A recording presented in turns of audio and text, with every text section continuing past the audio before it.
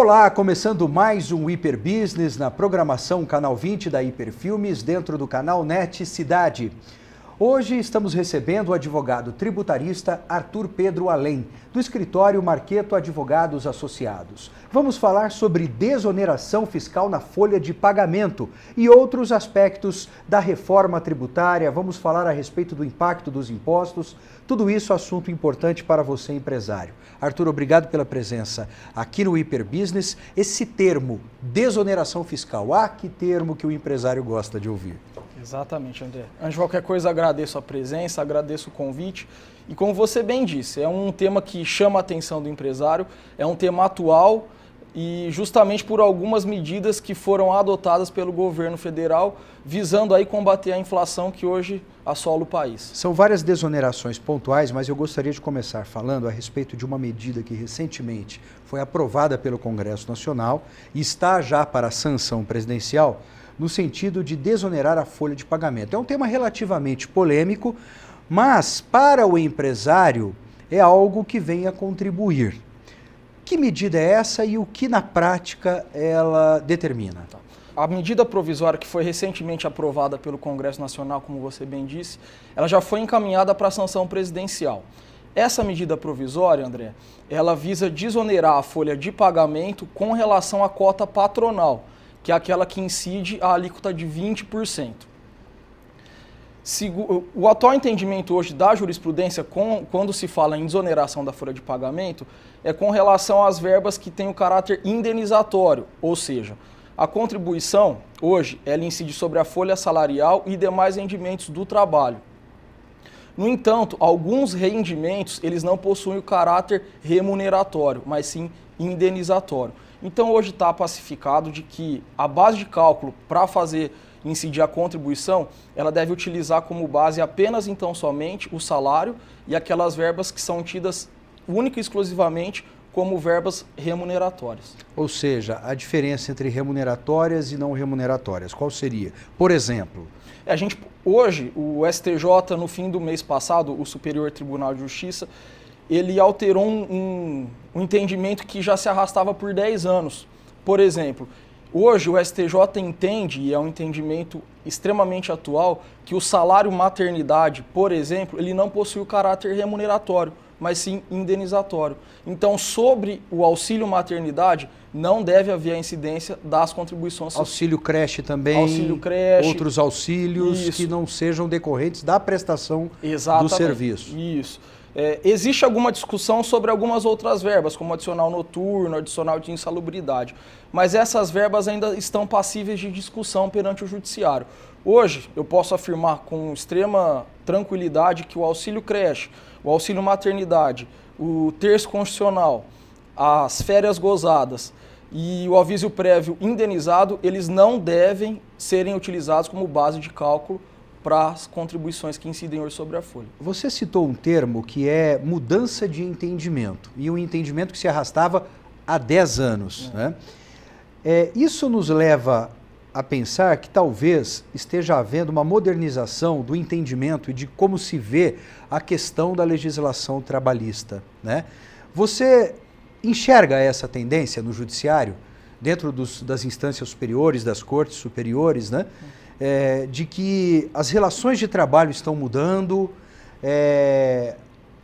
os pensamentos estão mudando em relação a isso, e está havendo uma adaptação desses entendimentos para que haja um melhor equilíbrio nas relações trabalhistas daqui para frente? O que se espera do judiciário é que ele seja extremamente independente. Hoje nós temos muitas decisões políticas, mais políticas do que jurídicas. Então, o que se busca é um judiciário independente. Quando a gente fala em mudança de entendimento, talvez seja isso, seja uma mudança mais política do que jurídica. Entendimento da lei que foi elaborada lá pelo Congresso, pelos deputados, pelos senadores, sancionada pela Presidência da República e que é interpretada e aplicada pelo Judiciário da maneira como está no Código, por exemplo, naquele determinado código, se é o Código Penal, se é o Código Tributário, Código Trabalhista, Código Civil, Código do Consumidor. A cabeça dos juízes está, então, sofrendo Na verdade, isso, André. Na verdade, quando a gente fala de desoneração da folha de pagamento, o legislador constituinte, ele não delimitou quais seriam esses rendimentos do trabalho que seriam passíveis de tributação pelas contribuições. Ele deixou isso em aberto. Então, coube à doutrina e à jurisprudência interpretar quais seriam efetivamente essas verbas. Então, hoje muito se discute e agora já está pacificado que essas verbas são aquelas tidas como indenizatórias. Vamos para o nosso primeiro intervalo. O Hiperbusiness volta daqui a pouco. Ensinar é respeitar valores e diferenças. Ensinar é preparar para o mercado de trabalho e para a vida. Ensinar é vencer desafios e vibrar com as conquistas. Vem aprender com quem há mais de 30 anos ensina seus alunos com carinho, competência e comprometimento. Colégio Castelo, Praça São Leandro, número 56, no Jardim Paulista. Telefone 3627-7882. Canal 20. Paixão por Ribeirão. Todo bom gosto que agrada o paladar. Aqui tem mais sabor no almoço ou no jantar. Vem pra Coxilha dos Pampas, é um lugar pra sua família e pra descontrair.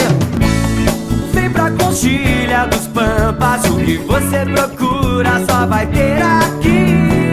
Coxilha dos Pampas, os melhores motivos para não comer em casa estão aqui.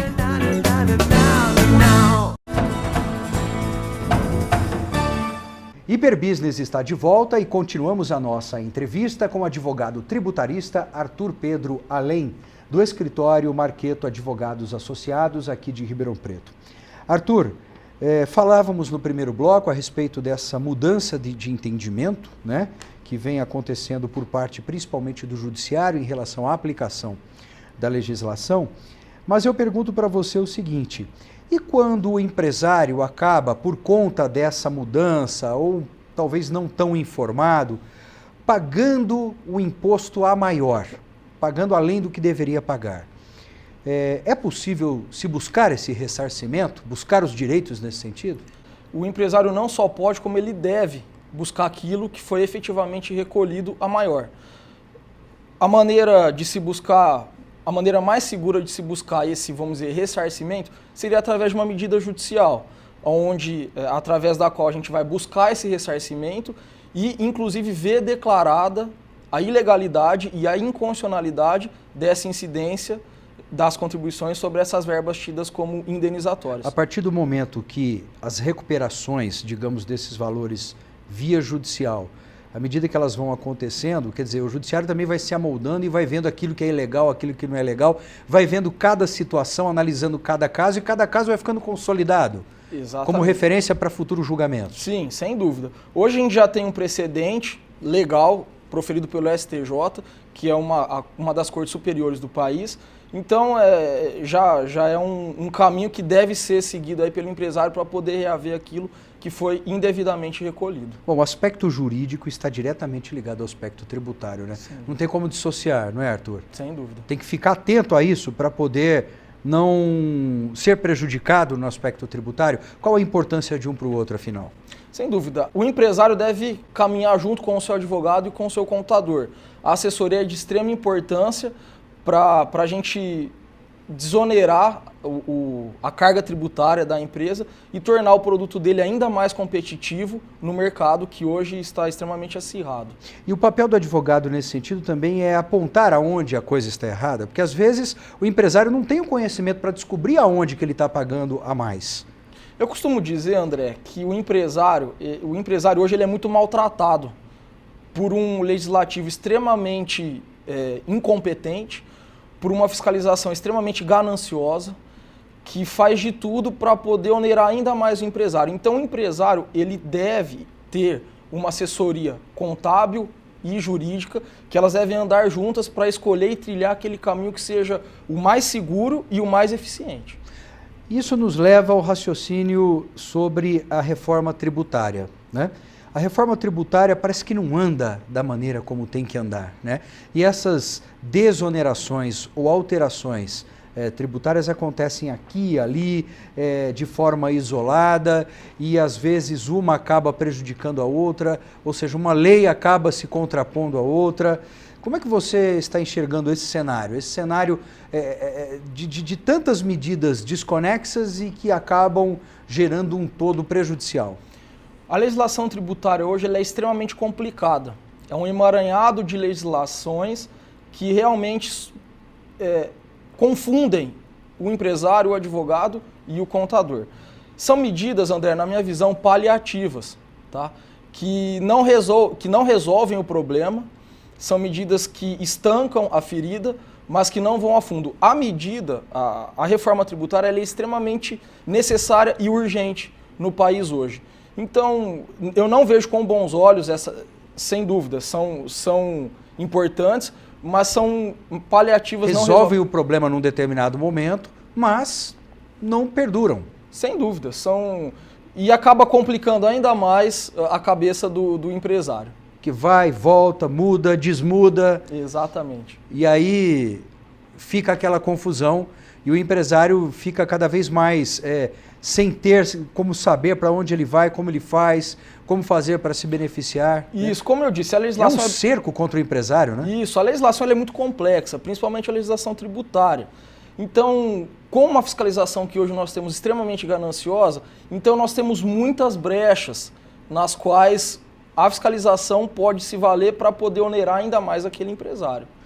Quando você fala dessa confusão, né, e é claro, acaba afetando o advogado tem que ficar atento, né? Você, advogado atento que está sempre pesquisando e procurando saber se aquilo mudou, se aquilo voltou a ser como era antes, se está de forma diferente nos dias de hoje, por quanto tempo vai ficar. Agora, que desafio para o advogado se manter atualizado o tempo todo, né? É uma pesquisa constante. Como é que é esse seu dia a dia, Arthur? É um dia a dia que requer muito estudo, né? Todo dia nós entramos nos sites aí dos tribunais para realmente ficar atualizado de tudo que está acontecendo no país para poder orientar da melhor forma o nosso cliente, que é esse realmente é o nosso principal objetivo. Porque o Código Tributário, que está lá consolidado e publicado, ele não muda. Ninguém vai lá, muda o Código Tributário para daqui 2, 3 meses, quando termina determinada medida, a validade de uma determinada medida, de uma desoneração fiscal, vai lá e altera. Quer dizer, não existe isso, né?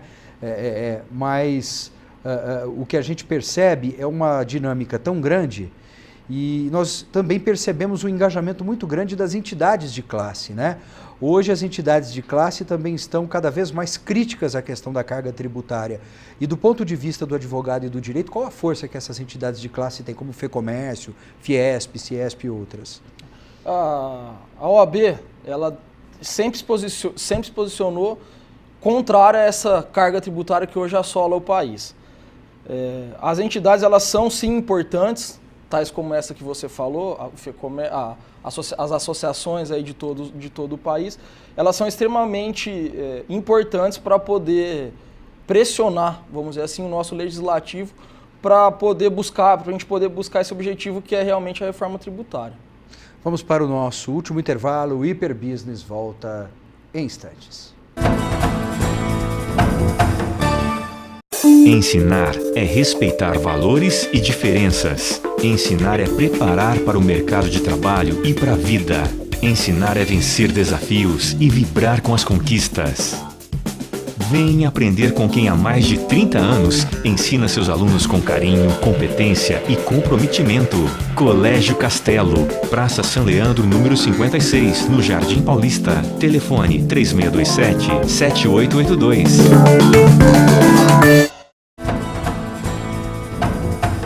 Estamos de volta para o último bloco do Hiperbusiness e a última parte da entrevista com o advogado tributarista Arthur Pedro Além, do escritório Marqueto Advogados Associados. Arthur, voltando um pouco mais a respeito da desoneração da folha de pagamento, é toda empresa que pode se beneficiar dessas ferramentas de desoneração?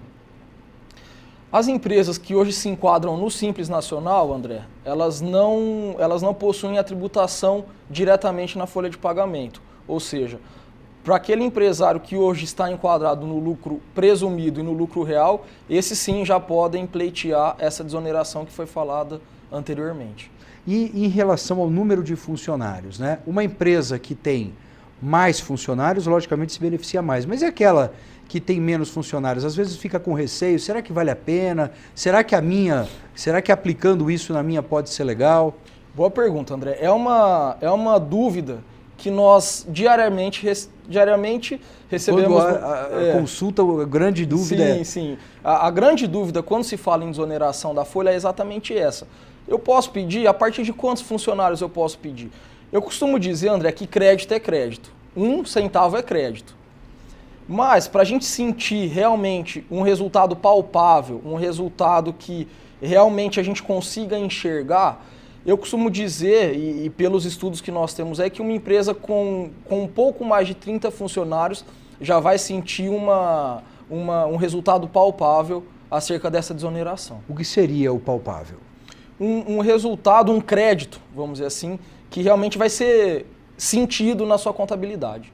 A pessoa vai saltar aos olhos, Sim, digamos assim. Isso. Agora, precisa ainda da sanção da presidente Dilma. E qual é a percepção que vocês têm tido em relação à disposição da presidenta em sancionar essa lei? O governo federal, aqui, sem querer entrar no mérito de política partidária, enfim, o governo federal, de certa forma, ele está trabalhando para combater essa inflação e, vamos dizer assim, ajudar ainda mais o empresário. Quando eu disse da medida provisória 582, André, ela é pontual para alguns setores da economia e pontual com relação apenas e tão somente com relação à cota patronal, que está prevista aí na Lei 8.212. Eu não tenho dúvida que a presidente vai realmente chancelar as alterações que foram feitas na medida provisória, inclusive o deputado que propôs algumas mudanças é prata da casa, o deputado Arnaldo Jardim, propôs algumas medidas extremamente relevantes e necessárias na medida provisória que foi agora enviada para a sanção presidencial.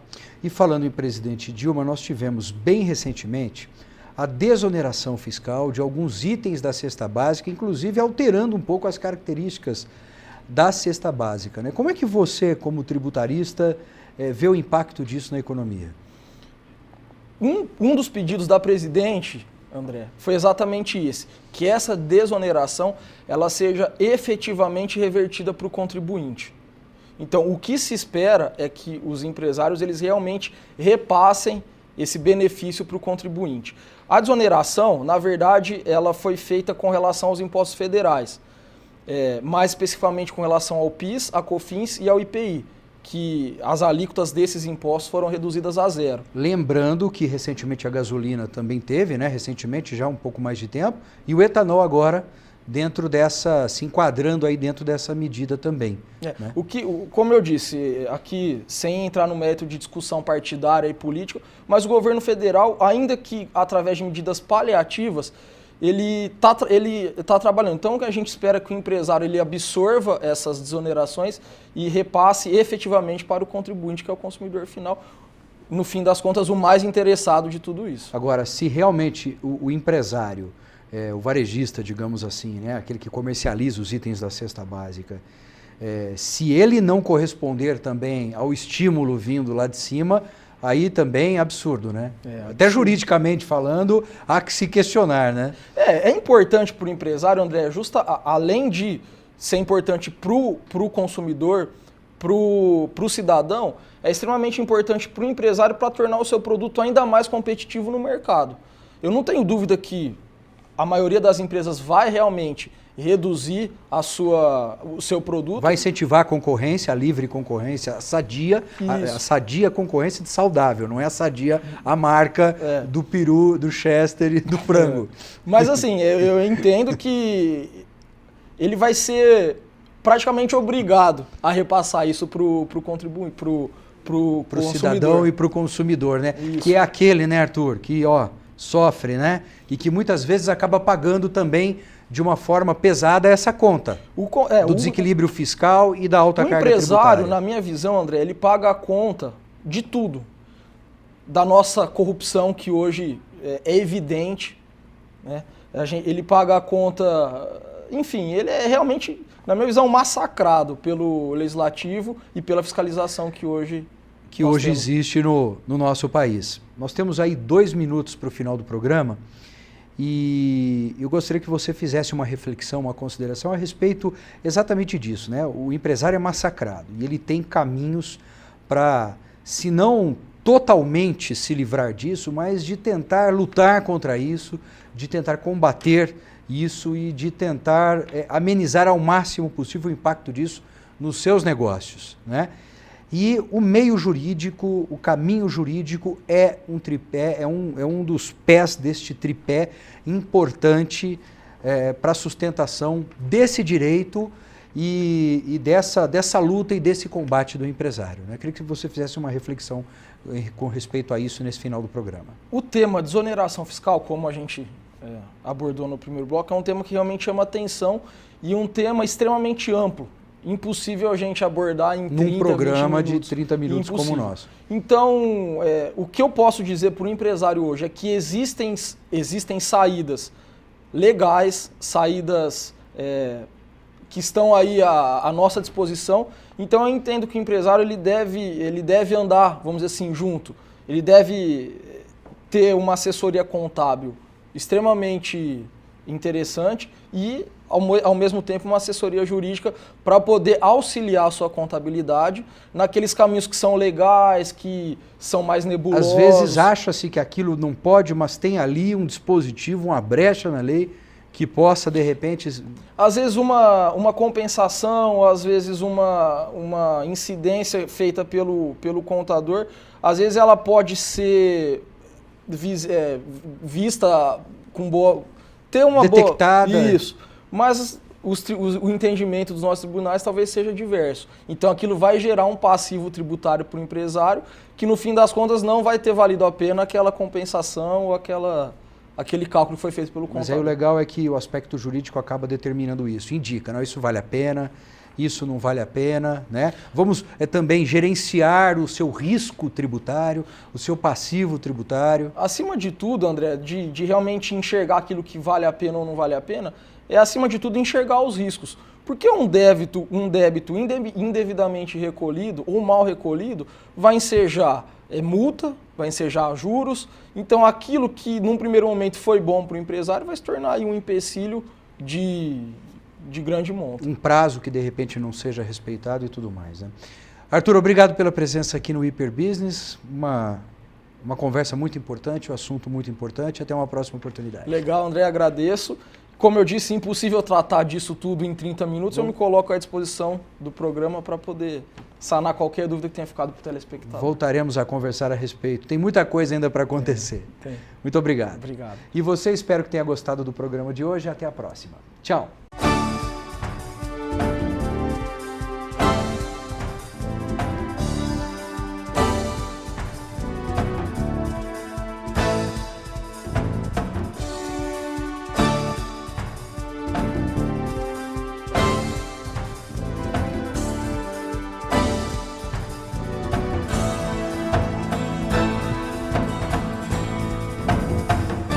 Canal 20. Paixão por Ribeirão.